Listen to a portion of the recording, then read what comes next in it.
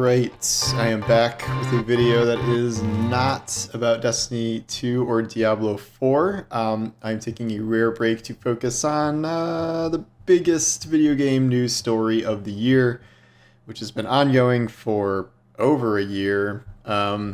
This is, of course, the Microsoft attempted acquisition of Activision Blizzard, which as of late has had a court debates about whether or not the deal should be paused in America. The FTC was arguing that it should be. Microsoft is arguing that it shouldn't be.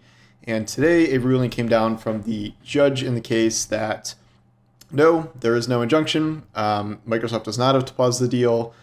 So it's over, kind of. The deal's not signed. They're not closed yet, and they still have to go do one more thing with the FTC. It's essentially over. This injunction was like kind of the thing.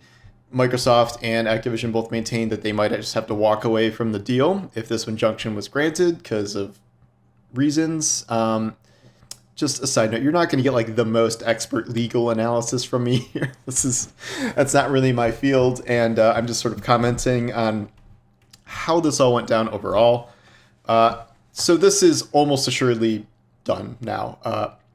Even in the wake of this, the UK CMA has reached out to Microsoft to negotiate. They, of course, were the only people in the world, the only regulatory body that seemed to care about this. They denied the deal based on cloud gaming, and they thought it would make it anti-competitive because of Microsoft having Activision games on cloud gaming. It didn't make any sense. So that is going to be negotiated. That wasn't probably going to kill the deal by itself to begin with, but America saying the deal can't go through, bigger deal, and that would have been pretty disastrous for this. Fortunately, the FTC made the worst case I have ever heard. I have said before, I am not in favor of this deal, not because I'm just such a Sony fanboy or I hate Microsoft. It's mainly because I think this level of consolidation, Microsoft Xbox buying a $69 billion video game publisher, when previously the biggest deal, not at least for non-mobile company, was Microsoft's Microsoft's Bethesda deal for $7.6 billion or whatever it was. And this is bigger by like almost a factor of 10. So I just fundamentally don't think that level of consolidation is good for the industry. I think this being confirmed now means it's sort of open season for any deal of any size for anyone who wants to scoop up a publisher, because when you go from, $7.6 billion to Bethesda, I think Zynga was like $15 billion or something, to $70 billion.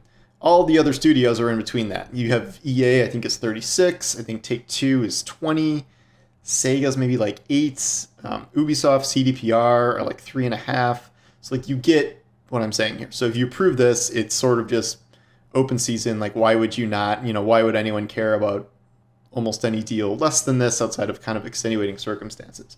But again, there was no real coherent argument, legal argument at least, for why this deal should not go forward. The FTC's case was absurd, and I said repeatedly that they were just arguing Sony talking points. A lot of the regulatory bodies have done this, where they're essentially just parroting Sony talking points, and everything about the defense is to protect Sony. It does not really work when Sony is the market leader in the console space by at least a 2-to-1 margin, if not more. And they have their own giant slate of exclusive games that are, generally speaking, far better than Xbox's exclusive games, which they have made for a very long time.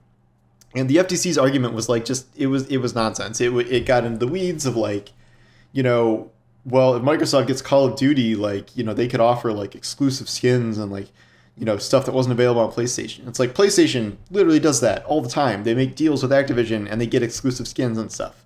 And Call of Duty was just like the relentless focus of all of this. And like there's some stuff about cloud gaming and whatever, we can get to that, but like the focus was Call of Duty as the biggest video game franchise in the world, essentially, and what it would mean if Microsoft had it. First of all, there was kind of the fundamental question the judge asked about like, okay, Microsoft owns Call of Duty. how is it anti-competitive when like anyone could try to make their own Call of Duty to compete with Call of Duty? And well, in the gaming industry, we kind of know that like nothing is really close to Call of Duty, and people have tried. That's still not really an argument that you cannot try and make something to Call of Duty, which is what the judge was pointing out. The second thing is that Microsoft just endlessly promised that they would not take Call of Duty off PlayStation. They said that it made no financial sense to take Call of Duty off PlayStation. That's tens of millions of sales, at least for Call of Duty, where they're raking in a good chunk of that $70 price point. They have a hugely established market on PlayStation, and they've offered everybody 10-year plus contracts to ensure they keep getting Call of Duty on PlayStation. No one believed that Microsoft was actually going to take Call of Duty off PlayStation. And it is literally impossible that now that this deal is essentially over, they're going to be like, haha, gotcha, and do it. As they said in the trial, they could not suffer the wrath of gamers if they did that. And it would be like the biggest, backstab in history. And it would also really affect any future acquisition, gaming or non-gaming, that Microsoft wanted to make, because everyone could just point to this and be like, you blatantly lied about this and then did the exact opposite of what you're saying. So it's not happening. Call of Duty is not leaving PlayStation. Even Sony didn't believe that Call of Duty was leaving PlayStation. I said this the whole time. There was no way that Sony actually believed that. And then there was a freaking email of Jim Ryan saying, they're not going to put Call of Duty. This is going to be fine. Like, whatever. That was literally read in court. And I never thought Sony was being genuine about this. But, like, believe me, there has been plenty of bullshit on Microsoft's side, too. This idea that they just want more gamers to play more games, more places, and they're like so altruistic, and like that's what now the Call of Duty can come to the cloud and to Nintendo Switch, which obviously is a huge market. This idea was just like so goofy, because if their number one goal was to allow everyone to play the most games, like, oh well, how about you make all of your exclusive games, including from all of the studios you just acquired, not Xbox exclusive, and you release them everywhere, including PlayStation and Nintendo. Oh, well, we're not going to do that because, those are new games and they don't have established multiplayer fan bases, and like, okay, like you're bullshitting. Like that, you can say that this is like some altruistic thing. You wanted a big company because it has successful games, and you want the money from those games, and you want people to join your platform because you have those games. That's it. It's not like evil, it's just capitalism, and we can't pretend like it's anything other than that. You want Call of Duty because it's the most successful franchise on earth. You want King because King just prints ridiculous infinite amounts of money from mobile games and has a bazillion monthly active users. At least right now, you certainly want Diablo, as that's been a big success, and we won't talk about Overwatch, but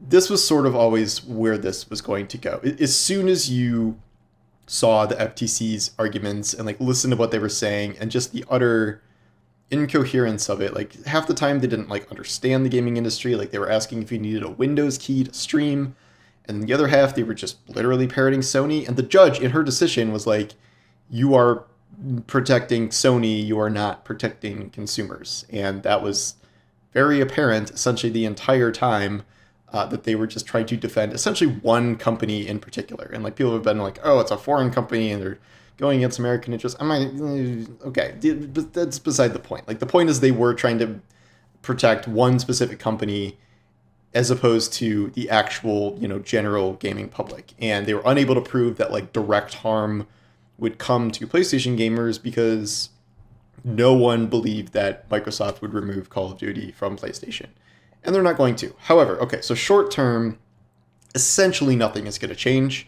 Microsoft could take over Activision tomorrow, and nothing is really going to be different. All the games are still going to be sold. Call of Duty, Diablo, they're still going to remain multi-platform games. That is not changing. What becomes a little more nebulous is what happens in the future. If those games or future installments of those games, whatever, will be integrated into Xbox Game Pass, you could say that is inevitably the plan. However, even for Microsoft, I do wonder if they will actually pull the trigger on Call of Duty coming to Xbox Game Pass. Like, it's kind of expected because that's what they do with all of their first-party owned games, and that would draw some amount of Xbox Game Pass subscribers that hadn't subscribed before.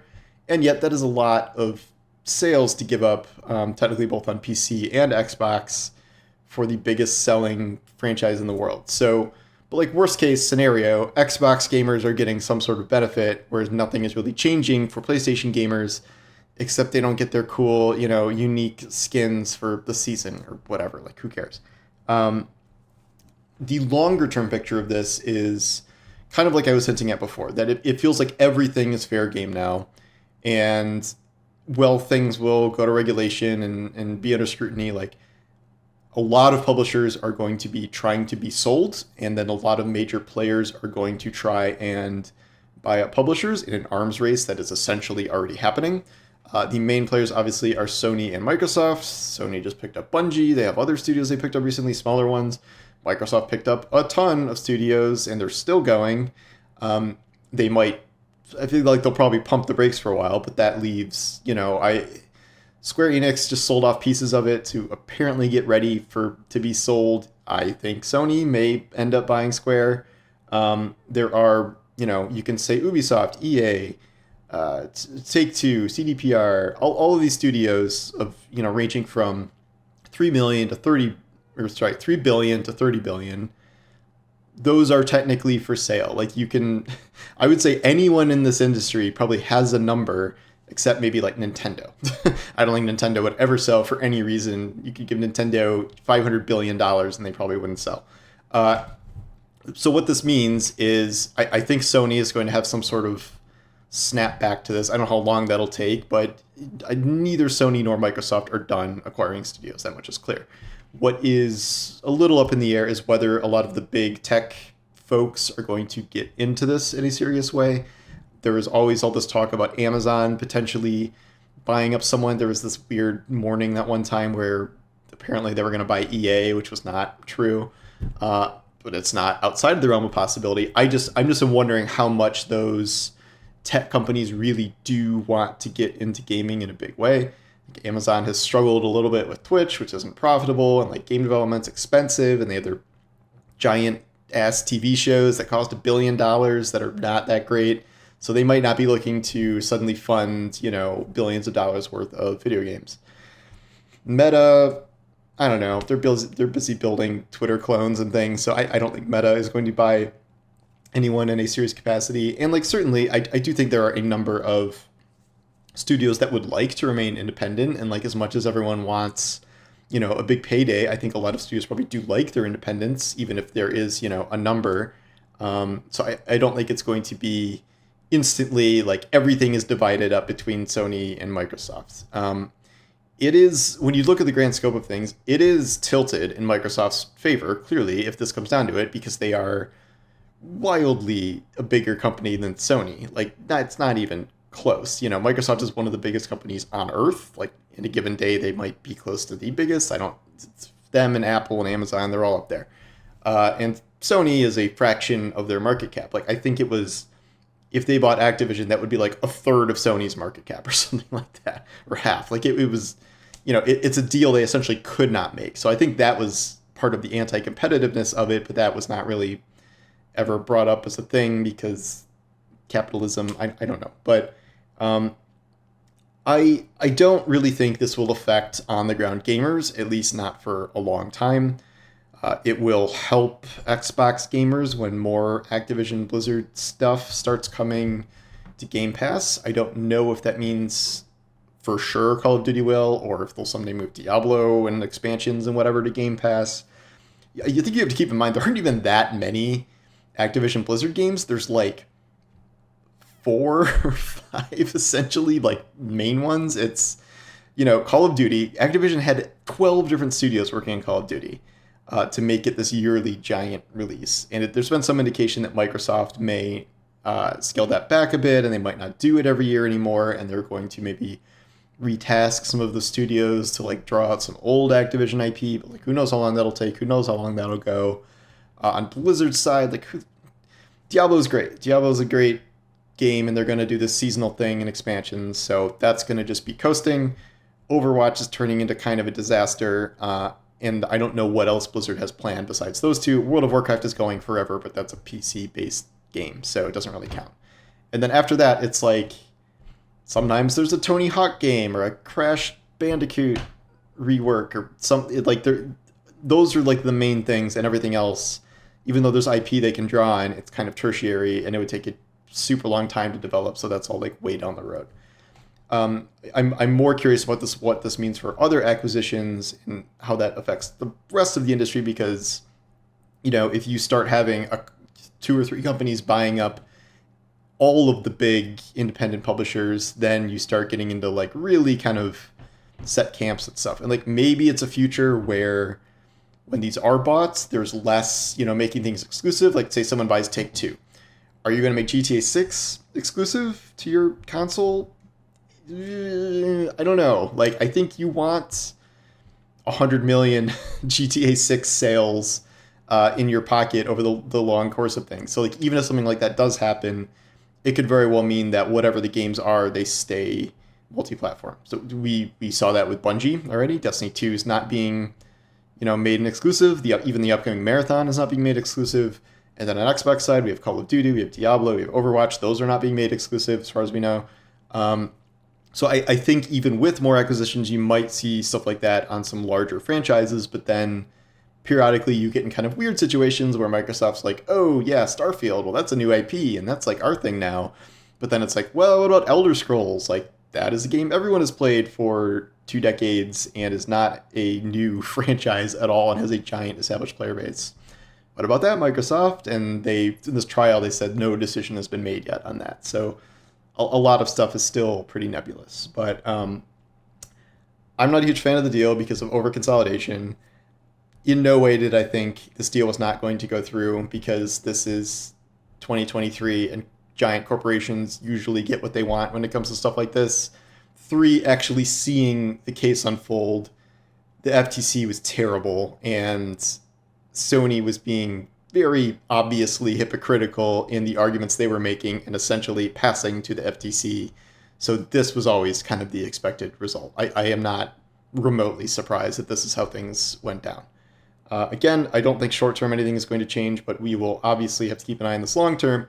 And this is going to, it's like an earth-moving moment in the video game industry as a whole, just from the sheer size of this thing. So we'll see how it shapes the larger industry to come, but otherwise, yes, you can play Call of Duty and the first Diablo expansion with no problem. So I'm guessing.